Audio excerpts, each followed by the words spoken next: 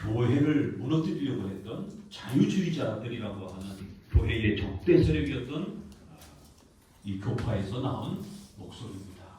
그런데 이러한 목소리가 오늘 한국교회 안에 마치 대세처럼 그렇게 가르쳐지면서 성경을 가르쳐야지 왜 자꾸 교회에서 교리를 가르치느냐, 교리는 딱딱하고 어렵고 교리는 힘들다, 성경을 쉽게 가르치는 게 더 재미있다, 또 성경을 배우는 것보다는 또 성경이 잘 이해가 안 되니까 뜨거운 성령 체험을 필요로 한다, 이런 주장들이 자꾸 나오는 겁니다. 교리보다는 사랑과 또 이웃을 돕는, 구제하는 이런 사회정의, 교리보다는 삶이 더 중요하다, 교리도 중요하지만 뜨거움이 중요하다, 이런 다양한 목소리들이 나오면서 교리는 좀 불편해, 교리는 딱딱해, 교리는 어려워, 이렇게 교리에 대해서 아주 부정적인 그러한 목소리가 교회 안에 자리 잡았습니다. 이것은 어둠의 세력이 교회를 파괴하기 위한, 교회로부터 성경을 빼앗기 위한 무시무시한 그러한 유혹과 공격의 또 그러한 열매입니다. 교회는 2000년 동안 성경을 목숨처럼 지켜왔습니다. 성경을 지키기 위해서는 반드시 성경의 요약인 교리를 또 함께 지켜온 겁니다. 성경을 지키는 것과 교리를 지키는 것은 동일한 걸로 그렇게 고백해 왔습니다. 성경을 배우는 것은 교리를 배우는 것으로 이렇게 고백해 왔습니다. 그래야 우리 개혁주의 정통 기독교는 성경을 배운다는 것은 교리를 배우는 겁니다. 성경에 있는 핵심 주제, 핵심 내용, 핵심 가르침, 핵심 교리, 이거를 한마디로 교리라 이렇게도 표현하는 겁니다. 그래서 성경을 배우는 건 곧 교리를 배우는 겁니다.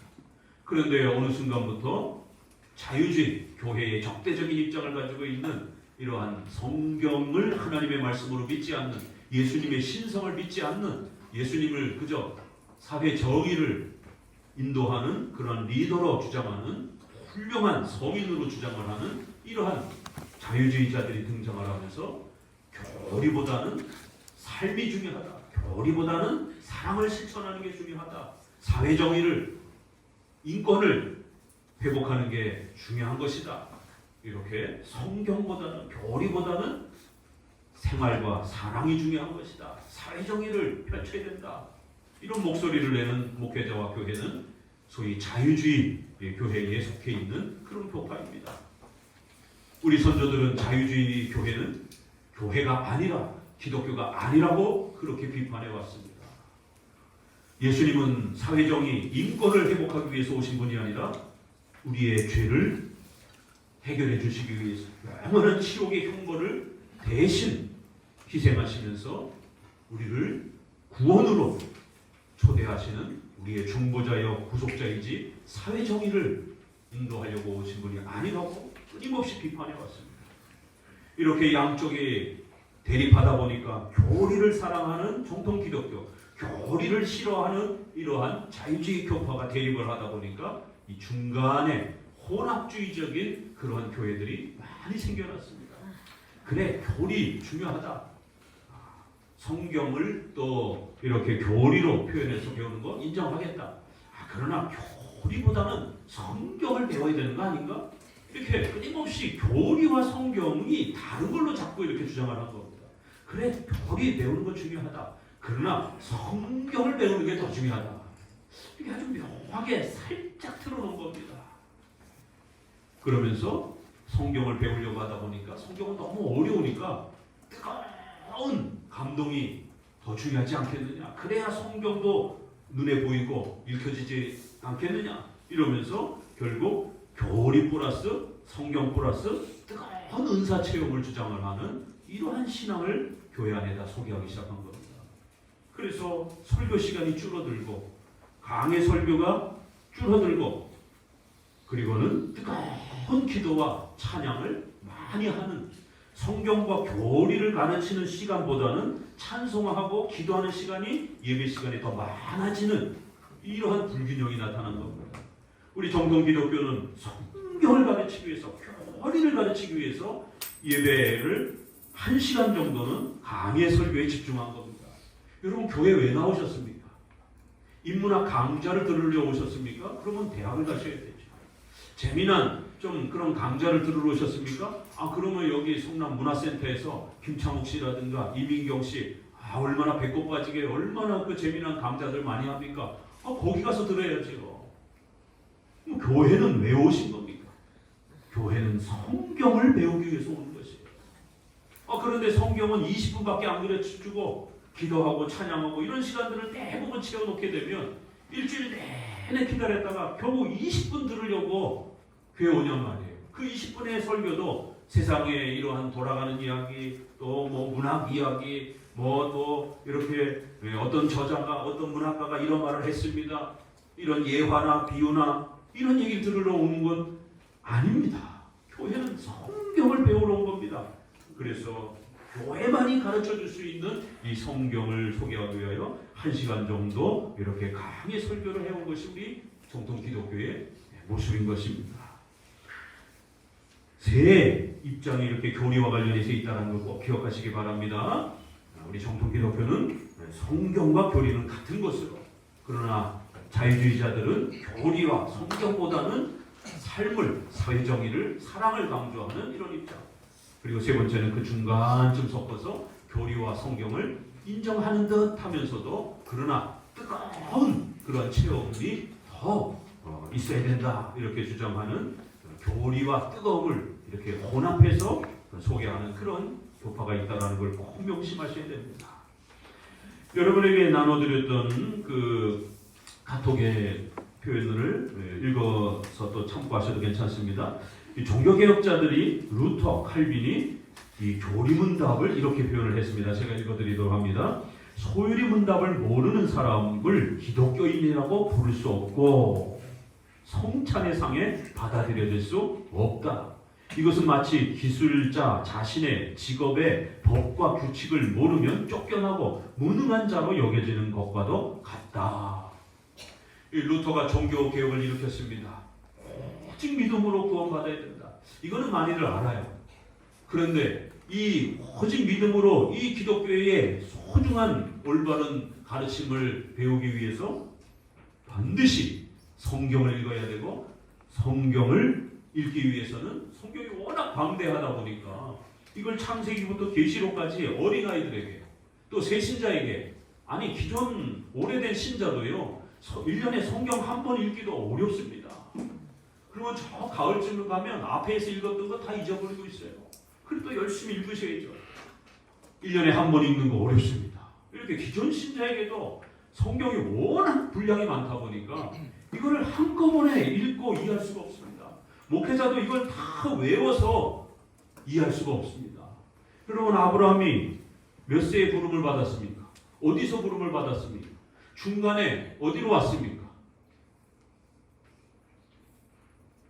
우르에 도착했을 때에 나이가 몇 살입니까? 가나안에 들어왔을 때는 몇 살입니까? 이삭을 몇 살에 낳았습니까? 그랬다가 아브라함이 어디로 이사를 갔습니까? 이삭은 어떻습니까? 이삭은 몇 살에 결혼했습니까? 이삭이 몇 살에 죽었습니까? 야곱은 어떻습니까? 야곱의 부인들 이름 4명을 다 기억하십니까? 야곱이 몇 살에 삼촌 집으로 갔습니까? 고향으로 몇 살에 다시 돌아왔습니까? 이거 목회자에게도 시험 보고 마냥 가로 채우라고 그러면 목회자들도 쩔쩔맵니다. 또 연세가 높이 드시면 이제 또 자꾸 잊어버리는 것이죠. 이렇게 성경의 이러한 배경적인 이런 많은 숫자, 이름, 장소, 이거를 전부 외운다고 해서 여러분 구원받는 게 아닙니다. 그건 목회자도 가물가물합니다. 목회자도 그걸 다 외울 수가 없습니다. 아니 성경의 분량이 뭐 어마어마하잖아요. 이거 얇은 종이에다 이렇게 해서 이렇게 한 권이지, 이걸 우리 일반 책처럼 이렇게 두께를 하게 되면 엄청난 그 양이 됩니다. 이거를 어떻게 소개할 겁니까? 이걸 어떻게 배워서 여러분 믿을 겁니까? 성경의 어느 부분을 믿을 겁니까? 엄청난 그 분량을 여러분 어떻게 소화해야 될 거예요? 더더구나 우리 아이들에게 성경을 가르쳐야 되는데 어떻게 가르칠 겁니까? 이거 막막한 겁니다. 두 번째는 성경에는 하나님이 후회한다고 그러고 어떨 때는 후회 안 하신다고 그러고 사무엘상 15장에는 내가 사울 세운 걸 후회했다 이렇게 말합니다. 그런데 그 같은 장 후반부에는 하나님은 인간이 아니기 때문에 절대로 후회하지 않는다 이렇게 반대로 표현을 하기도 합니다. 그럼 하나님은 후회하는 분입니까? 안 하는 분입니까? 로마서는 오직 믿음으로 구원받는다 이렇게 말하는데 야고보서는 아니다 행함으로 구원받는다 이렇게 반대로 말을 합니다. 이렇게 성경은 내용상으로도 상당히 또 어려운 면들이 많이 있습니다. 왜요? 같은 주제를 반대로 이야기를 해요. 그럼 이걸 어떻게 이해를 해야 됩니까? 구약에는 솔로몬이 부인이 1000명씩이나 됩니다. 그런데 신약에서는 일부 일처제 남자와 여자만 결혼해야 된다 이렇게 말합니다. 그럼 구약에는 왜 이렇게 부인을 많이 두는 것을 허락했습니까? 그럼 부인을 많이 두는 게 옳은 겁니까? 몰몬교는 구약을 문자 그대로 믿으려고 하는 거예요. 그래서 부인을 많이 두는 일부 다처제를 시행하잖아요. 어떻게 할 겁니까? 이렇게 내용상으로도 이게 서로 부딪히는 내용들도 많이 있습니다. 그래서 분량상 또 내용의 이 어려움 이런 모든 것들을 요약하고 정리해서 핵심 내용을 7개의 교리로 그렇게 우리 선조들이 고백하고 공교회, 교회 전체가 모여서 이것을 정리한 겁니다. 그리하여 최초로 사도신경이 고백이 된 겁니다. 사도신경의 내용이 7개의 교리로 되어 있습니다. 그리고는 지금까지 이 7개 교리는 이단을 분별하는 중요한 기준이 되기도 했습니다. 여러분 창세기부터 계시록까지 아니요 그냥 창세기만 외워서 여러분 세례 받습니까? 그러면 세례 받을 사람 한 사람도 없어요. 그걸 어떻게 다 외웁니까?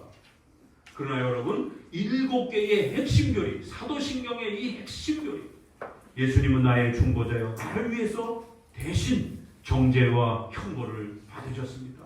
나는 예수님을 나의 구주로 받아들이겠습니다. 이거 너무 간단하잖아요. 이거를 믿으면 구원받는 거예요. 하나님의 자녀가 되는 겁니다. 이 7개의 교리를 믿으면 구원받는 겁니다. 이제 곧 우리가 인생이 마감을 하고 죽을 것이지만 나는 반드시 예수님을 믿기 때문에 천국에서 영생하며 또 이제 장차 부활할 것을 믿습니다. 천국을 사도신경에서 가르치잖아요. 천국과 지옥 이거를 실제로 있다고 믿으면 구원받는 겁니다. 이렇게 7대 교리를 요약해 준 겁니다. 그래서 요리문답 절대로 요리책이 아닙니다. 한국교회 안에서 교리를 싫어하고 교리를 외면하다 보니까 소유리문답, 교리문답 이런 단어가 뭔지를 몰라서 소유리문답, 루터의 소유리문답을 소개하니까 이게 무슨 요리책이냐라고 이렇게 묻습니다. 기가 막힌 일이죠. 왜요? 루터는 성경의 핵심 요약인 이 요리문답, 교리문답을 모르면 기독교인이 아니라고까지 이렇게 비판을 했습니다. 기독교인이 된다는 것은 이 소유리문답 한 100가지 정도 질문이 있습니다. 대부분 우리 웨스트민스터 소유리문답도 한 100개 정도 질문이 있잖아요. 요 핵심 내용을 잘 이해하고 믿으면 신자가 되고 세례를 받을 수 있는 거예요. 그러나 이 100개 정도의 질문에 대답을 못하면 신자가 아니라는 겁니다.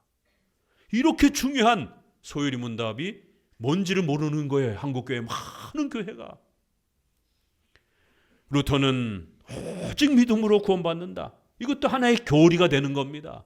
이거를 100개 정도로 정리해서 성경은 하나님의 말씀입니다. 삼위일체 하나님이 계십니다. 우리 인간은 전적으로 부패한 자입니다.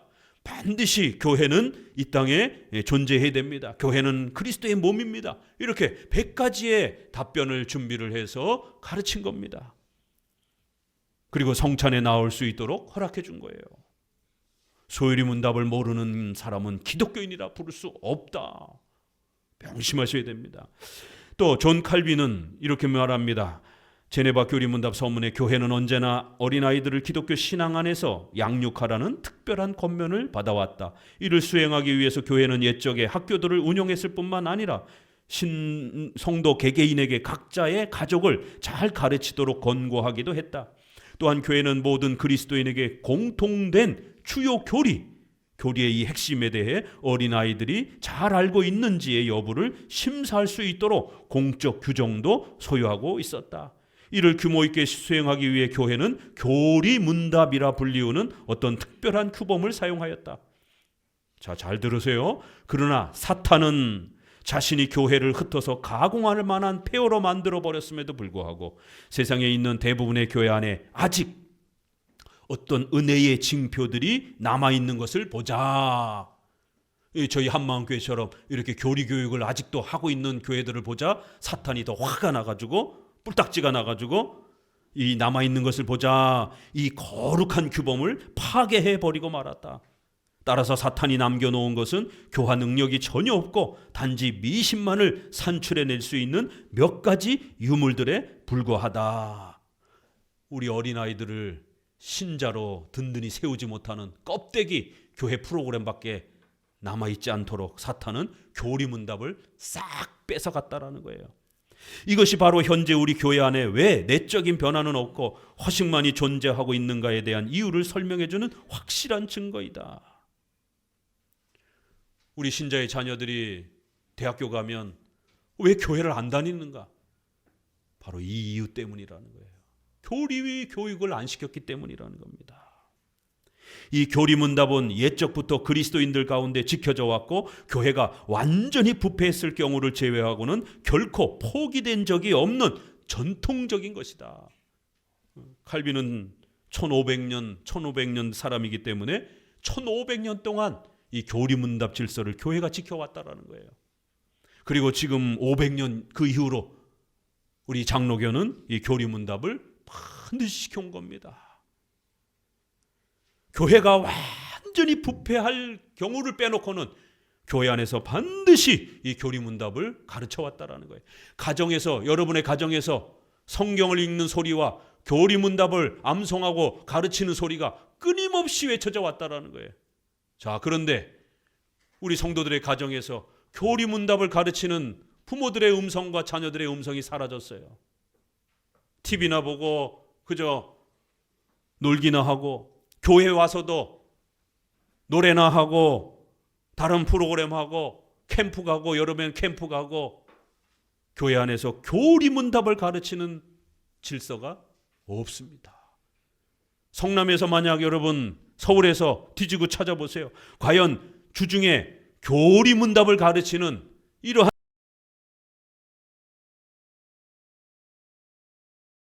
심각한 부패에 놓여져 있는 겁니다. 종교개혁자인 루터와 칼빈의 이 관점에서 보게 되면 한국교회가 완전히 타락해 있다는 증거입니다. 왜요? 2000년 동안 교리문답을 끊임없이 지켜왔고 교회가 완전히 부패했을 경우에만 포기되었다는 거예요. 이런 종교개혁자들의 눈에 보게 되면 오늘날 한국교회 1000교회 중에 겨우 한 교회가 교리문답 겨우 가르치고 있는 이런 실정이면 한국교회는 완전히 타락해 있는 겁니다.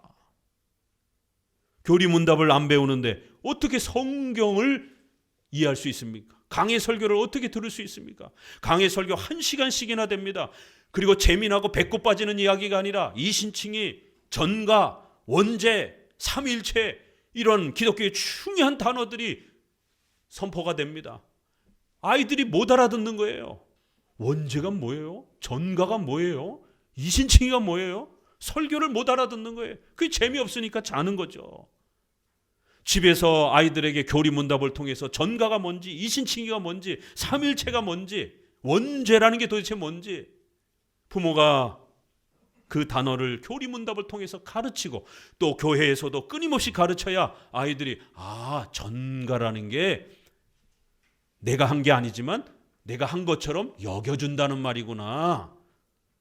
아이들이 이해하는 겁니다. 그래야 설교를 들을 수가 있는 겁니다. 설교가 들리기 시작하게 되면 성경이 이해가 되는 거예요. 성경이 깨달아지니까 즉 믿음은 들음에서 나고 들음은 그리스도의 말씀을 들을 때 믿음이 만들어지는 겁니다. 로마서 10장 17절. 그런데 그 성경을 들어야 되는데 성경은 분량이 너무 많으니까 우리 선조들은 그거를 요약해서 100가지 정도의 핵심 내용을 요약해서 가르친 겁니다. 그래서 요약해서 가르친다. 교리를. 그래서 요리 문다. 교리를 가르친다. 교리 문다. 그거를 우리의 신앙의 고백으로 고백한다. 사도, 신경, 신조, 신앙 고백. 이렇게 용도에 따라서 단어를 여러 개로 쓰는 겁니다. 우리 부모님들, 자녀를 둔 부모님들 오늘 설교를 통해서 하나님이 주시는 음성으로 들으시고 내 자녀들을 사탄에게 빼앗기지 않기 위해서는 20살이 된 다음에 아이들을 세상에 빼앗기지 않기 위해서 우리 아이들이 건강하게 평생토록 신자로 잘 세워져 가기 위해서 여러분 뭘 하셔야 됩니까? 집에서 교리 공부시켜야 됩니다. 교회에 교리 공부하는 교회에 출석하셔야 됩니다. 그래야 내 자녀를 지킬 수 있습니다. 사탄이 빼앗으려고 성경과 교리를 빼앗으려고 몸부림치면서 성도들을 교회를 공격한다라는 겁니다. 야 이게 더 재밌어. 야 캠프가 노래해 달란트 시장해. 야 이런 게 더 재밌어. 절대로 교회 안에서 딱딱하고 그 힘든 성경 공부 교리 공부하지 마. 아 그런 교회 다니지 마. 재미없어. 따분해. 그러나 종교개혁은 성경을 배우면서 시작했고 그리고 그 성경을 요약한 루터의 대요리 문답 어른들을 가르치기 위해서 아이들을 가르치기 위해서 소요리 문답 칼빈의 제네바 교리 문답 또 영국의 우리 웨스트민스터 소요리 문답 대요리 문답 지역마다 전부 다 교리 문답을 만들어서 성도들을 가르쳤고 교리를 이해하기 시작하니까 성경의 핵심을 먼저 배운 다음에 그 다음에 성경을 읽는 거예요. 그러면 성경이 읽혀지는 거예요. 그런데 성경의 핵심을 모르고 성경을 보게 되면 이게 도대체 뭔 내용인지 아브라함이 자식을 죽이려고 했어요. 이삭을 죽이려고 했어요. 그럼 이거 우리가 자식을 죽이라는 얘기인지 가나안 땅 사람들을 짐승도 남기지 않고 싹 죽여버렸어요. 그럼 우리 보고 사람을 죽이라는 얘기인지 부인이 많이 두고 자손을 낳았습니다. 아니 그러면 우리 남자들 보고 바람을 피라는 얘기인지 시아버지와 다말이 동침을 해서 아이를 낳았습니다. 그럼 우리가 근친상간을 하라는 얘기인지 이거 도대체 성경이 뭘 이야기하는 것인지 너무너무 어려운 겁니다. 그래서 성경의 핵심을 먼저 배우고 그러면서 성경을 읽는 거예요. 그러면 성경이 읽혀지고 성경이 깨달아지고 와 성경이 삼위일체 하나님 그 삼위일체 하나님이 우리의 죄 문제를 해결해 주기 위해서 그 아들이신 예수님을 이 땅에 보내주셔서 예수님이 우리 대신 십자가에 죽으시고 우리를 하나님의 자녀로 삼고 천국으로 초대하는 이 엄청난 어마어마한 하나님의 사랑을 우리에게 가르쳐주는 복음을 초대하는 와 이런 어마어마한 신의 사랑을 우리에게 소개하는 하나님의 말씀이구나. 너무 그 하나님이 감사하고 예수님의 그 희생이 미안하고 감격스러운 성경을 들으면서 강해 설교를 들으면서 마음이 뭉클하고 눈물이 뚝뚝 떨어지고 집에서도 성경을 읽고 회사에서도 성경을 읽고 성경 읽는 게 너무너무 재밌는 거예요. 이게 기독교입니다. 그런데 어떻게 된 일인지 성경만 소개해 주면 좋은 거예요. 성경만 가르치면 도망가는 거예요. 이게 기독교입니까? 기독교는 성경을 사랑하고 성경을 믿고 성경을 실천하는 거예요. 왜요? 하나님은 눈에 보이지 않기 때문에 그 하나님께서 우리에게 성경을 주셔서 하나님을 믿을 수 있도록 하나님과 동행하도록 하나님을 사랑할 수 있도록 하나님의 도움을 받을 수 있도록 그렇게 성경을 준 겁니다. 자, 오늘 본문 이제 읽어보도록 합니다. 이 교리 교육의 명령이 바로 오늘 13장에 소개가 되는 겁니다. 13장 1절부터 같이 읽어보도록 합니다. 여호와께서 모세에게 일러 가라사대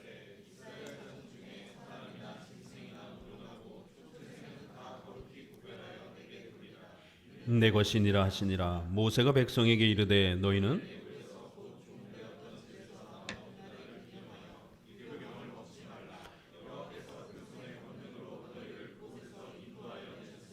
이 무교절 얘기군요. 우리 지난주에 배웠죠. 성만찬 6월절 무교병을 먹어야 된다. 누룩이 맛있게 만드는 빵은 이 누룩을 집어넣어야 되지 않습니까? 그러니까 그런 유교병을 먹지 말고 맛없는 빵 빨리 탈출해야 되니까 무교병을 먹고 탈출을 준비하고 이 유월절 이야기가 또 나옵니다. 그래서 너희가 가나안 땅에 들어가면 절대로 잊어먹지 말고 반드시 이 유월절 무교절을 해마다 지키라는 거예요. 맛없는 그 빵을 먹으면서 쓴 나물을 먹으면서 애굽에서 우리가 어떻게 나왔는지, 하나님이 우리를 어떻게 구해 주셨는지, 애굽의 장자들이 짐승까지 다 막 죽어갈 때에 그 죽음의 형벌에서 이스라엘 백성들을 하나님이 어떻게 살려줬는지, 어린 양의 피를 내서 그렇게 문에다가 바르고 또 빵을, 그렇게 맛없는 빵을 먹으면서 탈출을 준비하는 이 애굽의 탈출 사건을 오랜 세월 동안 기억하라는 거예요. 그리고 그걸 잊어먹지 않도록 아이들에게 이 출애굽의 내용을 잘 요약해서 가르쳐 주라는 겁니다. 2장에 출애굽기 10장 2절입니다. 우리 앞으로 좀 돌아가서 출애굽기 10장 2절을 또 보도록 합니다. 앞서서도 이미 벌써 계속해서 이런 질서를 하나님이 가르쳤습니다. 2절 같이 읽어봅니다. 너로 내가 애굽에서 행한 일들 곧 내가 그 가운데서 행한 표징을 내 아들과 내 자손의 귀에 전하게 하려 함이라. 너희가 나를 여호와인 줄 알리라. 하나님이 왜 10번씩 이렇게 지연시키면서 출애굽을 늦추셨는가? 이거는 여러 이유가 있지만 특별히 자녀들에게 하나님이 얼마나 위대하신지, 하나님께서 이스라엘 백성들을 구하시기 위하여 얼마나 노력하셨는지, 이런 하나님의 은혜를 더 10번에 걸쳐서 많은 내용들을 경험하도록, 그리하여 이러한 내용들을 내 자손의 귀에 전하게 하려 함이라. 이런 목적으로 하나님이 출애굽을 10번에 나누어서 그렇게 엄청난 역사를 행하셨다라는 거예요. 한 번만 아이들에게 소개하지 말고 10번의 이 내용을 반복적으로 하나님이 너희들을 어떻게 도와주셨는지, 너희들이 그 죽음의 형벌에서 어떻게 이제 살게 되었는지, 어린 양의 피로, 하나님의 오직 은혜로, 그게 장차 하나님의 아들이신 예수님이 오셔서 피 흘려 죽으시고 그 예수님의 희생 때문에 우리가 하나님의 정죄와 지옥의 형벌에서 구원을 받는 바로 복음의 핵심 내용이라는 것을 그렇게 구약에는 유월절을 통해서 장차 오실 예수님이 어떤 분인지 기대하도록 자녀들에게 유월절을 가르치면서 복음을, 그리스도를 기대하도록 가르친 겁니다. 오늘날은요, 우리가 세례와 성만찬을 통해서 2000년 전에 예수님이 어떻게 돌아가셨는지, 왜 돌아가셨는지, 그 예수님의 죽음의 의미가 무엇인지를 요약해가지고 가르치는 거예요. 성경의 배경 지식, 이런 많은 분량들은 잘 몰라도 괜찮아요. 그러나 이 핵심 교리는 꼭 기억해야 됩니다. 12장 26절 또 봅니다. 12장에도 또 소개가 됐습니다. 12장 26절 읽습니다. 이후에 너희 자녀가 묻기를 이 예식이 무슨 뜻이냐 하거든 너희는 이르기를 이는 여호와의 유월절 제사라. 여호와께서 애굽 사람을 치실 때에 애굽에 있는 이스라엘 자손의 집을 넘으사 우리 집을 구원하셨느니라 하매 백성이 머리 숙여 경배하더라. 하나님은 이 출애굽을 준비하면서 유월절을 만들어 주셨고요. 그 다음에 그 유월절을 자녀들에게 지속적으로 잘 가르치라고, 그것도 문답 형태로 아이들에게 이 성경의 하나님의 역사의 핵심을 요약해서 가르치라고 하는 교리문답 질서, 요리문답 질서를 오늘 13장에서 또 그 이전에 계속해서 명령하고 계시는 것을 봅니다. 앞서 말씀드린 것처럼 성경은 워낙 방대하고 또 내용도 어려운 내용도 많고, 구약에는 또 이렇게 비유를 통해서, 외적인 수단을 통해서 장차 오실 예수님을 가르치다 보니까 그 비유와 상징을 정확하게 이해하지 못하게 되면 삼천포로 빠진단 말이에요. 곁길로 빠진단 말이에요. 이런 어려움들이 많습니다. 그래서 성경을 정확하게 이해하기 위해서 핵심을 요약해서 가르치는 이러한 교리문답 질서를 배울 수 있도록 하나님은 성경을 주시기도 했지만 놀라운 하나님의 은혜가 또 하나 있습니다. 그 성경을 여러분이 잘 이해할 수 있도록, 잘 배울 수 있도록, 성경을 빨리 이해할 수 있도록, 성경을 정확하게 이해할 수 있도록, 성경을 머릿속에 기억하고 또 담을 수 있도록. 만약 성경책이 없으면 어떡합니까? 과거에는 종이가 귀하던 시절에 그 성경을 암송해서 소개할 수도 없잖아요.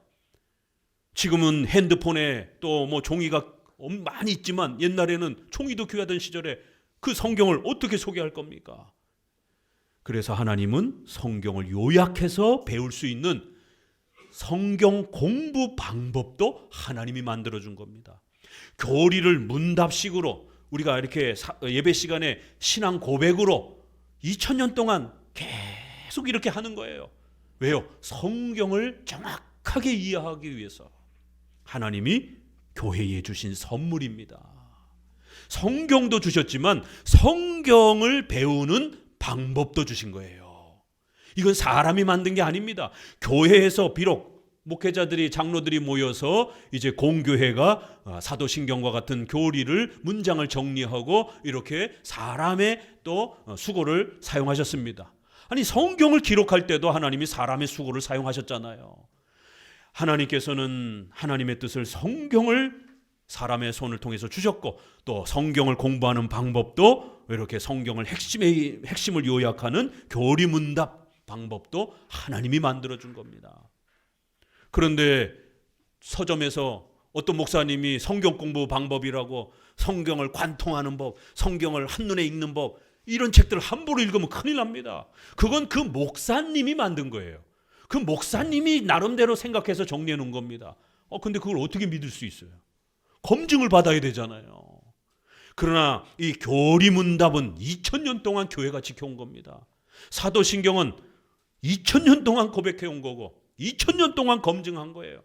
그 시대의 공교회의 대표자들이 모여가지고 그렇게 성경의 핵심 내용을 정리한 겁니다. 우리 웨스민스터 신앙고백은 400년 전에 그렇게 또 좀 더 사도신경을 더 많이 이렇게 또 설명해 준 그러한 또 신앙 고백, 그걸 또 요약을 해서 아이들에게 웨스민스터 소유리 문답 형태로 이렇게 가르친 겁니다. 성경을 배우는 방법도 하나님이 주신 거기 때문에 함부로 개인이 막 만드는 게 아니라 공교회가 2000년 동안 지켜왔던 이 교리문답 방식으로 사도신경을 문답식으로 가르치면 그게 교리문답이 되는 겁니다. 이걸 가르쳐야지 한 개인이 만든 성경 공부 교재를 함부로 사용하면 안 되는 겁니다. 자, 계속해서 13장 8절을 읽습니다. 너는 그날에 내 아들에게 배워 이르기를 이 예식은 내가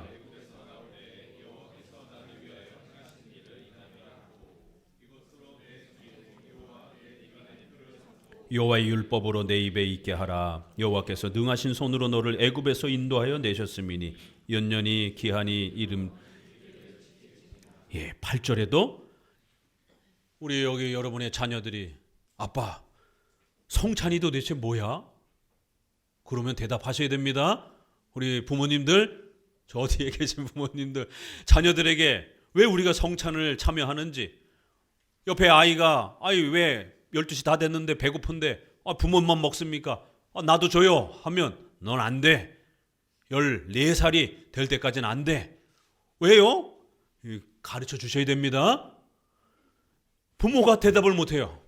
이러면 큰일 나는 거예요. 내 자녀가 묻거든 대답해 주라는 거예요.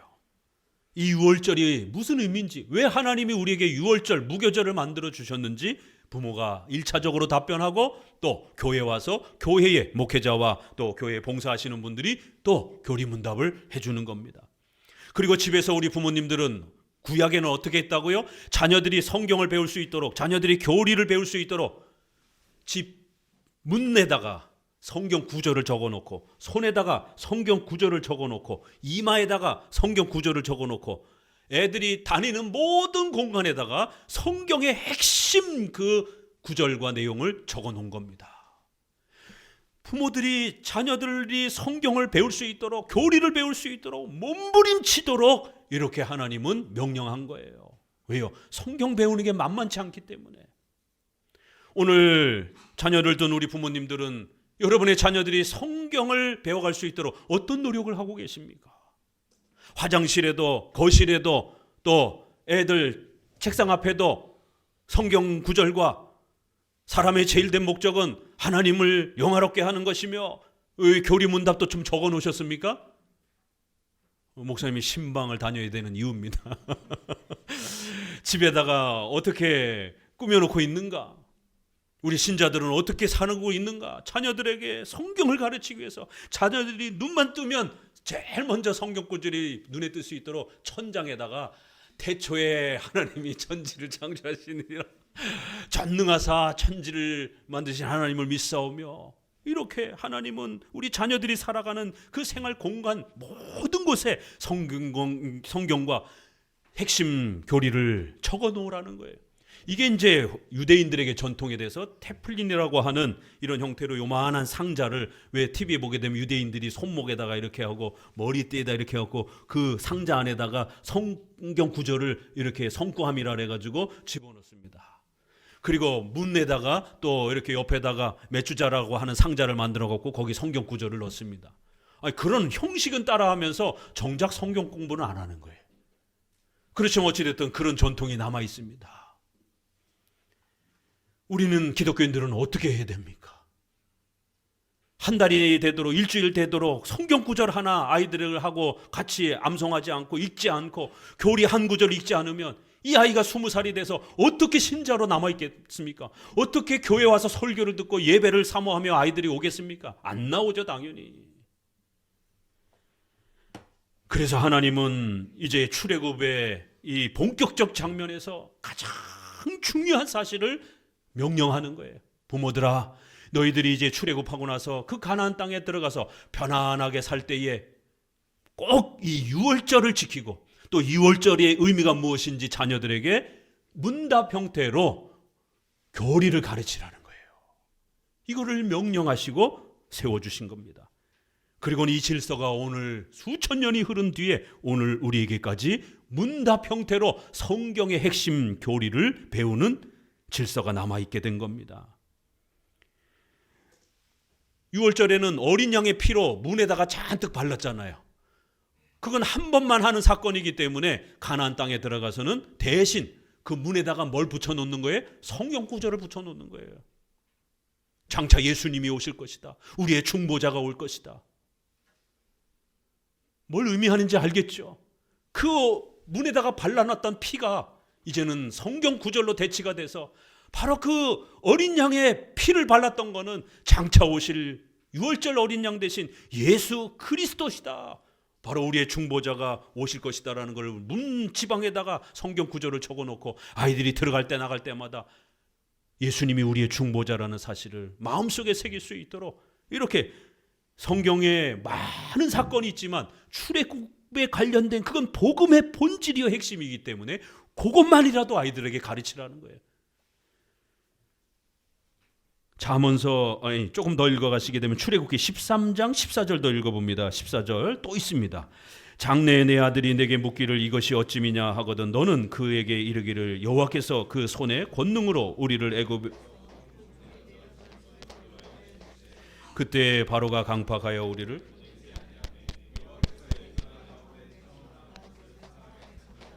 생축에 처음 낳은 것까지 다 죽이신 거로 초태생의 수컷은 다 여호와의 희생으로 드리고 우리 이것으로 내 손의 기호와 내 미간의 표를 삼으라. 여호와께서 그 손의 권능으로 우리를 애굽에서 인도하여 내셨음이니라 할지니라.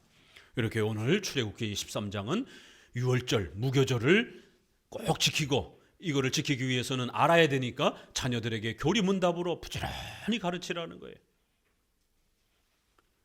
잠언서 22장 6절에는 마땅히 행할 길을 아이에게 가르치라. 그리하면 늙어도 그것을 떠나지 아니하리라. 하나님이 약속을 해주셨습니다. 우리 자녀들이 20살 됐을 때, 대학교 들어갔을 때 동성애를 인권이라고 그러면서 아이들이 흥청망청 술 먹고 그 퇴폐적인 그런 문화 속에서 살아갑니다. 우리 아이들이, 자녀들이 대학생 돼가지고 제발 그런 퇴폐적인 문화에 빠지면 안 되는데 하나님 어떻게 해야 됩니까? 우리 자녀들을 어떻게 지킬 수 있습니까? 하나님이 방법을 가르쳐 주셨어요. 마땅히 행할 길을 아이에게 부지런히 가르치라는 거예요. 그러면 그 아이가 늙을 때까지 신앙을 떠나지 아니하고 신자로서 잘 살아가게 될 거라고 하나님이 약속해 주셨습니다. 그 약속이 뭐죠? 마땅히 행할 길을 아이에게 가르치라는 거예요. 어려서부터. 그러면 그 마땅히 행할 길이 뭐겠습니까?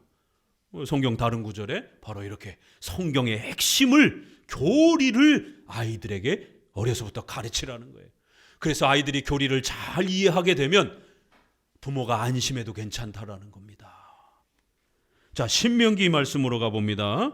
자, 신명기 6장을 한번 봅니다. 하나님은 또다시 한 번 더 강조를 합니다. 신명기 6장에는 더 상세하게 소개가 됩니다. 신명기 6장 6절부터 읽어보도록 합니다.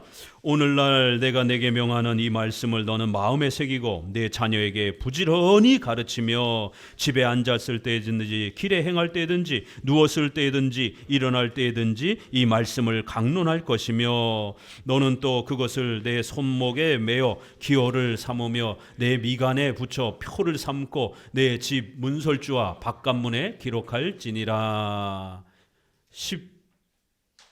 1절 읽어봅니다. 내가 채우지 아니한 아름다운 물건이 가득한 집을 얻게 하시며 내가 파지 아니한 우물을 얻게 하시며 내가 심지 아니한 포도원과 감람나무를 얻게 하사 너로 배불리 먹게 하실 때에 너는 조심하여 너를 애굽 땅 종 되었던 집에서 인도하여 내신 여호와를 잊지 말고 내 하나님 여호와를 경외하며 섬기며 그 이름으로 맹세할 것이니라.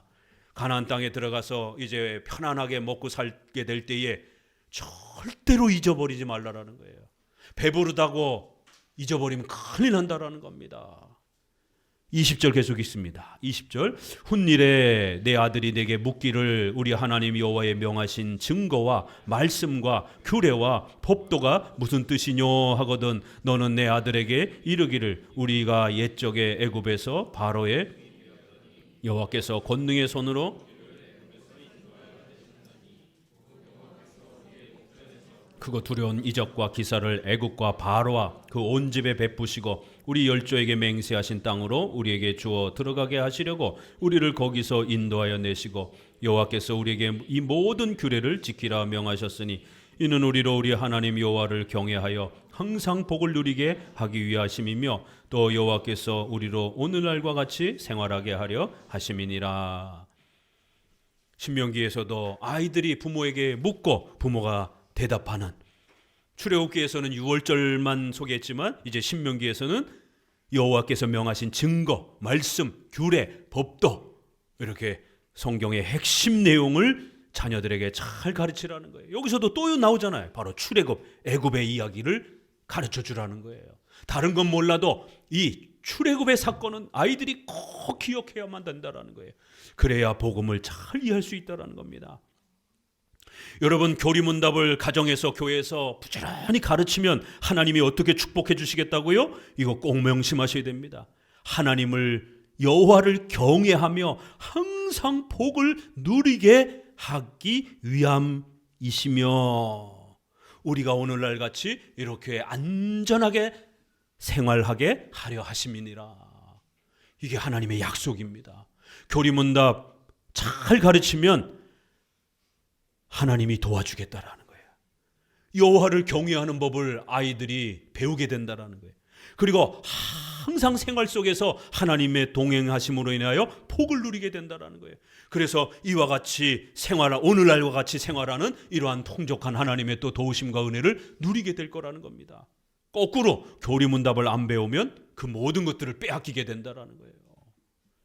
이렇게 성경은 교리문답을, 성경을 요약해서 교리문답을 배울 때에 어떤 복을 주실 것인지에 대해서 이렇게 하나님이 약속합니다. 자, 신명기 11장 18절에도 이러므로 너희는 나의 이 말을 너희 마음과 뜻에 두고 그것으로 너희 손목에 매어 기호를 삼고 너희 미간에 붙여 표를 삼으며 또 그것을 너희 자녀에게 가르치며 집에 앉았을 때든지 길에 행할 때든지 누웠을 때든지 일어날 때든지 이 말씀을 강론하고 또 내 집 문설주와 바깥문에 기록하라. 그리하면 여호와께서 너희 열조에게 주리라고 맹세하신 땅에서 너희의 날과 너희 자녀의 날이 많아서 하늘이 땅을 덮는 날에 장구함 같으니라. 여기 또 다른 약속이 있죠. 교리문답 잘 가르치면 부모가 장수하게 될 거라는 거예요. 하나님이 명령한 걸 잘 감당했기 때문에 하나님이 칭찬해 주시고 복을 주셔서 부모가 오래 장수할 거라는 거예요. 그런데 하나의 복이 또 주어졌어요. 자녀들도 오래도록 장수할 거라는 겁니다. 영혼이 건강해지는 것은 첫 번째고요. 이렇게 육신적인 생활의 복과 또 오래 사는 장수의 복도 하나님이 책임져 줄 거라는 겁니다. 명심하셔야 됩니다. 자, 그런데 이제 어두운 얘기를 좀, 불안한 얘기를 좀 하겠습니다. 사사기 2장 7절을 봅시다.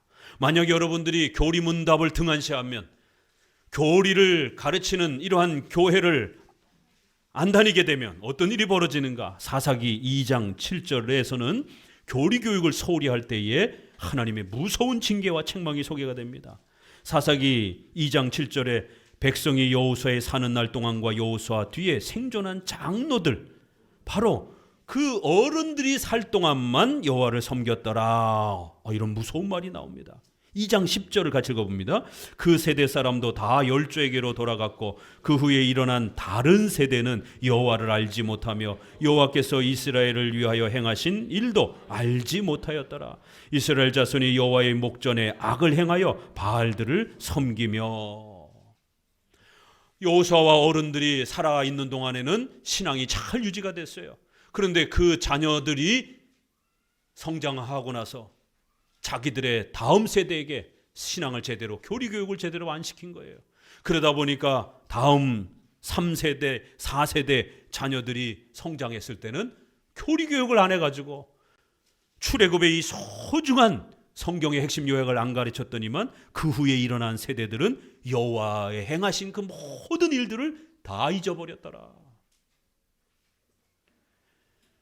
결국 가장 어두운 사사기, 가장 슬픈 사사기, 하나님의 가장 무서운 징계가 쏟아지는 성경의 유일한 성경 사사기, 예레미야 애가, 이 두 장면입니다. 성경에서 가장 무섭게 하나님이 교회를 징계하고 책망하는 장면이 이 두 장입니다. 자녀들에게 교리교육을 안 시켰더니만 하나님에 대해서 싹 잊어버리고 바알과 아세라를 섬기더라는 거예요.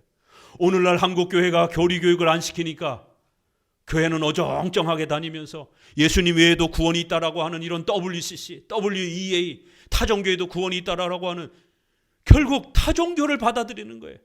우리 한국에 있는 미신과 무속신앙을 받아들이는 거예요. 종교 혼합주의에 빠진 겁니다.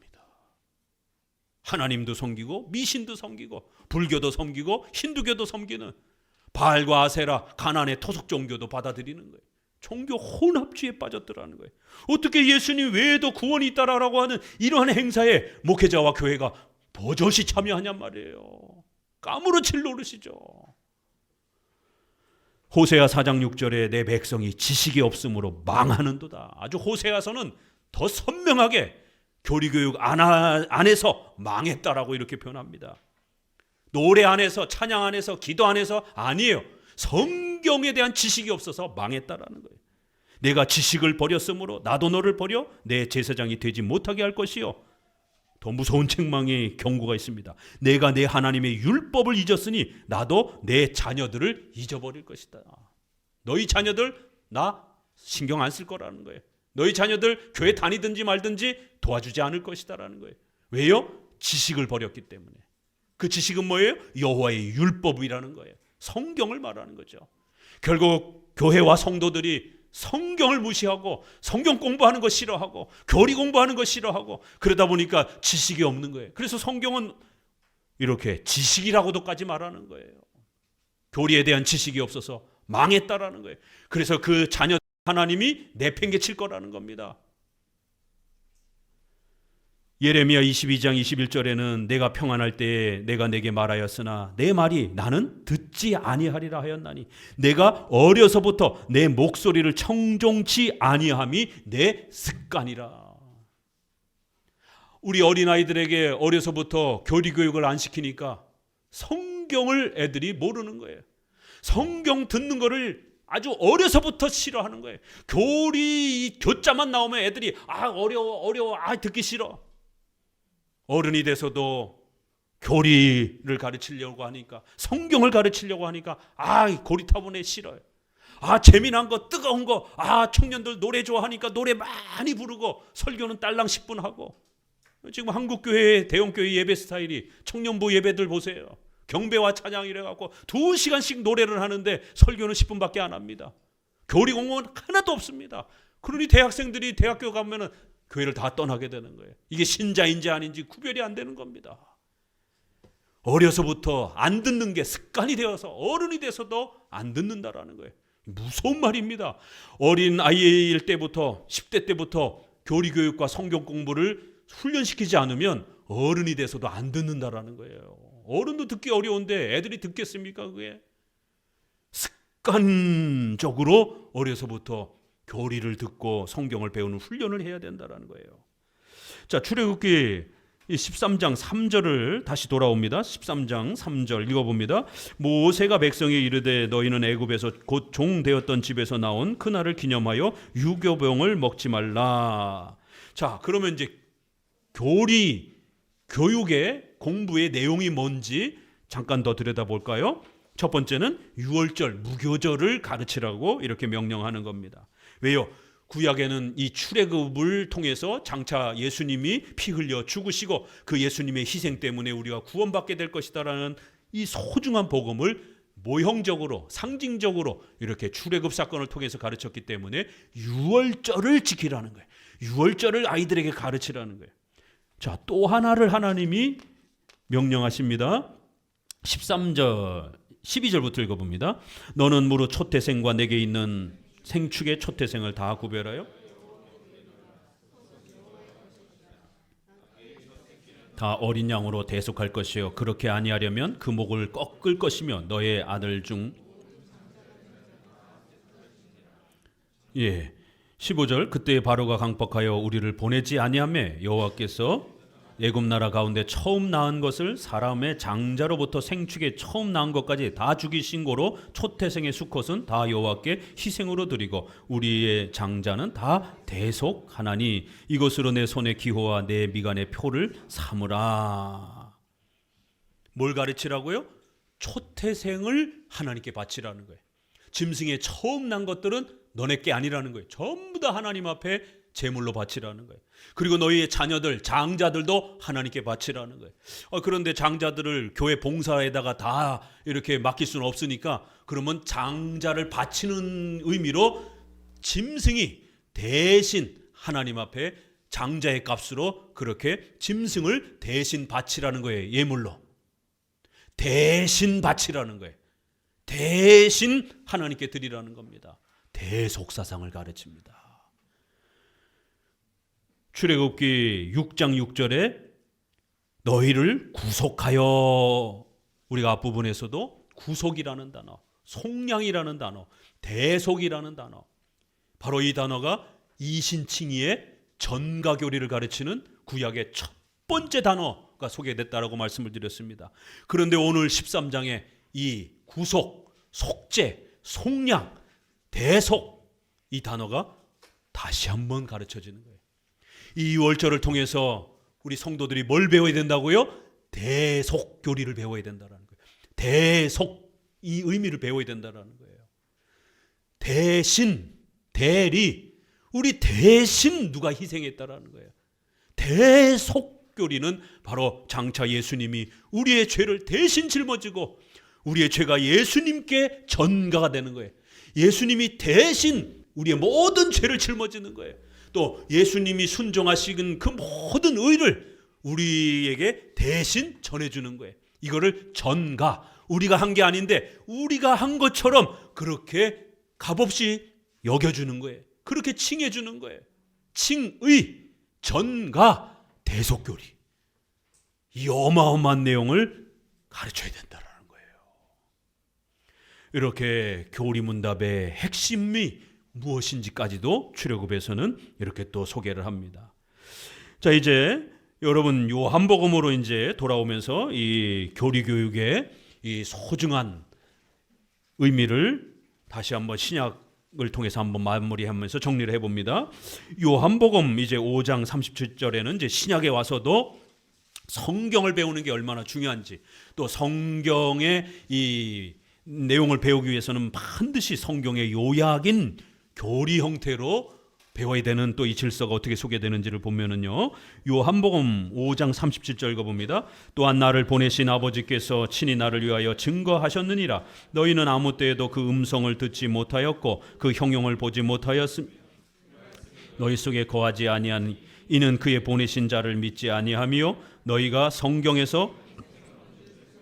성경을 상고하거니와 이 성경이 곧 내게 대하여 증거하는 것이로다. 당대 종교 지도자들인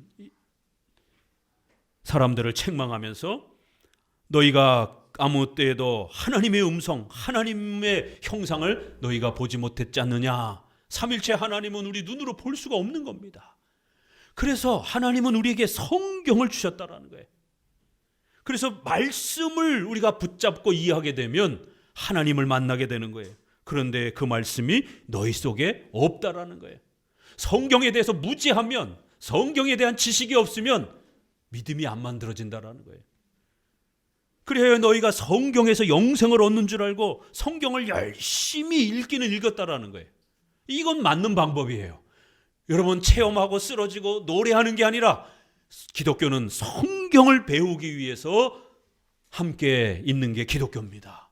그런데 문제는 성경의 배경 지식을 달달 외우고 있는 거예요. 아브라함이 몇 살에 죽었고, 아브라함이 몇 살에 태어났고, 아브라함이 어디로 이사 갔고, 이 바리새인들 서기관들은 이걸 잘 외우고 있는 거예요. 그런데 정작 성경의 핵심 교리는 모르는 거예요. 성경에서 구약의 유월절과 무교절이 가르치는 예수 그리스도에 대한 이 소중한 예언은 모르는 거예요. 너희가 성경의 핵심 교리, 예수님을 가르치고 예수님의 대속사상을 가르치고 예수님의 전가, 이러한 이신칭의를 가르치는 이러한 교리를 모르지 않느냐라고 책망을 하는 겁니다. 성경을 배워도 그렇게 배경 지식만 잔뜩 알고 그걸 가지고 믿는 게 아니라는 겁니다. 그건 보조적인 도구고 성경의 핵심을 알아야 된다는 거예요.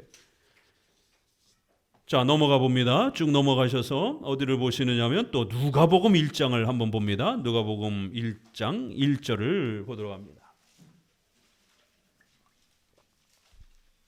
누가복음 1장 1절에는 이렇게 표현을 합니다. 우리 중에 이루어진 사실에 대하여 처음부터 말씀의 목격자 되고 일꾼된 자들의 전하여 준 그대로 내력을 저술하려고 붓을 든 사람이 많은지라. 그 모든 일을 근원부터 자세히 데오빌로 각 차례대로 써보내는 것이 좋은 줄 알았노니 이는 각하로 그 배운 바의 확실함을 알게 하려 함이라. 누가가 세신자인 데오빌로 각하에게 성경을 이제 보냅니다. 데오빌로요, 내가 이제 성경을 당신에게 보낼 텐데 잘 읽고 배우십시오. 그러면 예수님을 알게 될 겁니다. 내가 당신에게 성경을 어떻게 보낼 거냐면 차례대로 써서 보낼 거라는 거예요. 성경을 뒤죽박죽 가르치는 게 아니라 성경을 가르칠 때 어떻게 가르쳐야 된다고요? 차례대로 순서적으로 논리적으로 잘 가르쳐야 된다는 거예요. 차례대로. 이거 영어 성경어로 보게 되면 orderly 이렇게 돼 있습니다. 질서대로 순서대로 잘 가르치라는 거예요. 요 말에서 시스템이라는 조직신학이 나온 겁니다. 이렇게 막 중구난방으로 가르치면 안 되고 조직적으로 짜임새 있게 잘 이렇게 시스템적으로 질서적으로 가르치라는 거예요. 그래야 우리 7대 교리를 신학교에서 목사님들 만들기 위해서 이 사도신경의 7대 교리를 가르치는 겁니다. 제가 조직신학 교수인 겁니다. 바로 이 조직이라는 말은 깡패 이런 말이 아니라 이렇게 성경을 짜임새 있게 잘 구성해서 요약해서 그렇게 가르치는 겁니다. 그렇게 7대 교리를 당신에게 가르쳤고 당신은 그렇게 배웠다라는 거예요. 그동안 배웠던 거를 이제 정리해서 다시 보내니까 이 누가복음의 이 성경을 잘 또 배우십시오. 어떻게 성경을 배웠다고요? 우리 번역에는 그냥 배웠다 이렇게 나와 있지만 이 성경 원문을 헬라어를 보게 되면 우리가 앞부분에서 강론하다라는 단어 있죠. 구약에. 이 강론하다도 이게 다 학교에서 쓰는 용어예요. 그 시대를 보게 되면 선생님이 묻고 자녀들이 대답하는 그래서 부모가 묻고 대답하는 이렇게 표현되어 있잖아요. 신약에 와서도 이 배운 바라는 단어는 요거는 조금 아주 중요한 표현이니까 제가 헬라어로 좀 소개를 해드릴게요. 카테케오라는 단어를 특별하게 썼습니다. 여러 공부 방법이 있지만 특별히 문답으로 그렇게 당신을 가르쳤다. 카테케오라는 단어를 썼어요. 갈라디아서 6장 6절에 보니까 가르침을 받는 자와 말씀을 가르치는 자와 가르침을 받는 자는 말씀을 가르치는 자와 모든 좋은 것을 함께하라. 우리 성도들은 말씀을 가르치는 목사와 함께 모든 좋은 것을 함께 나누면서 또 목회자를 도와주면서 목회자는 성도를 잘 가르치고 영적인 걸 도와주고 또 성도들은 육신적인 거를 도와주면서 이렇게 목사와 성도가 잘 지내야 된다. 이런 권면입니다. 여기도 가르침을 받는 자, 가르치는 자, 이게 카테케오라는 단어를 쓰는 겁니다. 목회자가 성도를 어떻게 가르쳤다고요? 설교 형태로도 가르치지만 이렇게 또 교리교육을 할 때는 오후에 우리 교리교육 하잖아요. 문답 형태로 이렇게 이 카테케오 방식으로 가르쳐 왔다라는 거예요. 이렇게 신약에서도 문답 형태로 성경의 핵심을 잘 짜임새 있게 순서대로 그렇게 신약에도 가르쳤다라고 이렇게 소개를 합니다. 자, 우리 히브리서 마지막으로 읽어보도록 합니다. 히브리서 5장 12절에 이제 이렇게 또 다시 한번 이 중요한 교리문답 질서, 성경의 핵심 7대 교리 이런 교육 방법이 히브리서에서는 이렇게 소개가 됩니다. 히브리서 5장 12절 같이 읽어봅니다. 때가 오래므로 너희가 마땅히 선생이 될 터이니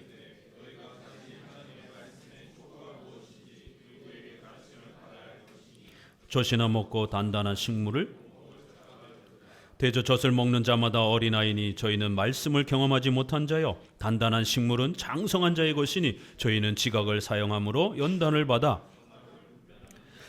그러므로 우리가 그리스도의 도의 초보를 버리고 죽은 행실을 회개함과 하나님께 대한 신앙과 세례들과 안수와 죽은 자의 부활과 영원한 심판에 관한 교훈의 터를 다시 닦지 말고 완전한 데 나아갈지니라. 이 성경의 핵심 초보 교훈의 터가 있다라는 거예요. 이 성경의 핵심 교리, 영어로는요 이게 다 그냥 독트린이라고 다 번역돼 있어요. 그러니까 우리 번역에는 초보, 터 이렇게 다르게 번역했지만 이게 그냥 다 독트린이에요.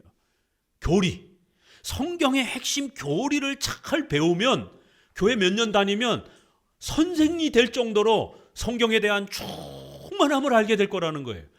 그런데 성경의 핵심 초보, 기초를 모르니까 어린애같이 맨날 젖이나 먹을 정도로 그렇게 맨날 세신자 수준으로 너희가 있다라는 거예요. 사도가 지금 막 책망을 하는 겁니다. 성경의 핵심 교리를 모르니까 이렇게 어린애 같은 수준으로 있지 않느냐. 성경의 핵심 초보, 하나님의 말씀의 초보를, 기초를, 핵심 교리를 열심히 좀 배우라는 거예요. 그 핵심 교리는 7개라는 겁니다. 자, 성경 나왔고 그 다음에 하나님 있습니까? 하나님께 대한 신앙, 하나님에 대해서 배워야 된다는 거예요. 자, 그 다음에 인간의 죄 어디 있어요? 죽은 행실을 회개함. 죽은 행실, 우리의 전적 부패, 원죄. 자, 그 다음에는 예수님 어디 있어요? 예수님 그리스도의 도, 그리스도 나오죠. 그 다음에 믿음, 회개 이런 거 어디 있습니까? 회개함과 하나님께 대한 신앙, 구원론 나오죠. 자, 그 다음에 교회론 어디 있습니까? 세례들과 안수. 이거 세례, 안수, 교회 정치 이거 다 교회론에 해당이 되는 거잖아요. 자, 종말론 어디 있습니까? 죽은 자의 부활과 영원한 심판, 종말론 나오잖아요. 우리 사도신경에서 고백하는 7개의 교리가 있는 겁니다. 이 사도신경의 7개의 교리는 인간이 만든 게 아니에요. 성경이 스스로 성경의 핵심, 초보, 터, 핵심 교리는 몇 가지라고요? 7개라는 겁니다. 그래서 이 7개만 잘 이해하게 되면 기독교의 선생이 될 수 있다라는 겁니다. 믿음의 충만함으로 자라갈 수 있다라는 거예요. 이렇게 성경의 핵심을 문답 형태로 짜임새 있게 잘 배우는 훈련을 어려서부터 해야 한다라는 겁니다. 그러면 그 아이들이 커서 절대로 교회를 떠나지 아니하고 오래도록 신앙을 붙잡고 살고 또 장수하면서 또 그렇게 희생한 우리 부모들에게도 또 장수의 복을 주면서 하나님이 동행해 주시는 큰 복을 주실 것이다라고 이렇게 성경을 배워야 된다. 성경을 배우기 위해서는 성경의 요약인 교리를 배워야 된다. 교리를 문답 형태로 신앙 고백 형태로 배우라고 명령하고 계십니다. 성도 여러분, 우리 성경을 배우기 위해서 교리를 배우기 위해서 우리 한마음교회는 오전에 강해 설교 또 오후에는 반별로 나눠져서 30분 동안 또 교리 공부를 합니다. 또 2시 반부터는 기독교 강요 끝나면 또 우리가 웨스트민스터 신앙고백 또 다른 신앙고백서도 계속 번갈아 가면서 하고 있습니다. 이렇게 우리 기독교 교리를 오후에 또 이렇게 교리 공부를 합니다. 어떻게 해야 되겠어요? 오전 예배만 드리고 가지 마시고 오후에 꼭 교리 공부하고 가셔야 됩니다. 교리 공부 안 하면 성경이 이해가 안 돼요. 오전 설교에 강의 설교가 잘 이해가 안 됩니다. 교리 공부를 해야 강의 설교가 더 충만하게 여러분의 것이 되는 겁니다. 그래서 여러분이 성경으로 잘 무장되면 우리 앞부분의 신명기 말씀처럼 여러분의 재정 문제, 여러분의 건강 문제, 여러분의 가족 문제 하나님이 해결해 줄 거라고 약속하잖아요. 하나님 앞에 간절히 기도합니다. 하나님, 질병의 문제, 우리 가족의 문제, 또 내 아이 미래의 이러한 경제적 문제, 건강의 문제 하나님 제발 좀 해결해 주세요 라고 기도는 하면서 오전 예배만 드리고 가시면 안 되는 겁니다. 오후에 교리 공부를 잘 해서 하나님의 약속을 붙잡는 훈련을 하셔야 되는 거예요. 그러면 하나님이 그 문제 해결해 주겠다고 이렇게 하나님이 엄청나게 약속하잖아요. 그럼 믿고 실천해 보세요. 목회자도 약속할 수 있는 겁니다. 여러분이 목말라 하는 그러한 자녀 문제, 경제 문제, 여러분의 질병의 문제 해결될 수 있습니다. 아니 하나님이 오늘 약속했잖아요. 장수의 복을 줄 거라고. 오래 살면서 하나님의 생활에 오늘날과 같이 생활하는 이런 풍족함을 하나님이 도와줄 거라고 약속하잖아요. 그러나 교리를 모르게 되면 하나님을 모르게 되고 하나님의 약속을 붙잡지를 못하게 되고 그러니까 자꾸 비성경적인 선택을 일상생활에서 하게 되는 거예요. 하나님이 원하지 않는 다른 길을 선택을 자꾸 하게 되는 거예요. 그러면 하나님의 징계와 또 책망이 쏟아지게 되는 겁니다. 오늘 귀한 말씀을 통해서 다시 한번 결단하시고 또 부모는 부모대로 우리 자녀는 자녀대로 이 교리 공부하는 게 우리의 목숨이 달린 문제라는 거, 한국 교회의 이 성패가 달린 문제라는 거, 우리가 또 가정을 지킬 수 있는 소중한 또 힘이 된다는 것을 또 명심하시고 실천해 보시기를 주의 말씀으로 권면을 드립니다.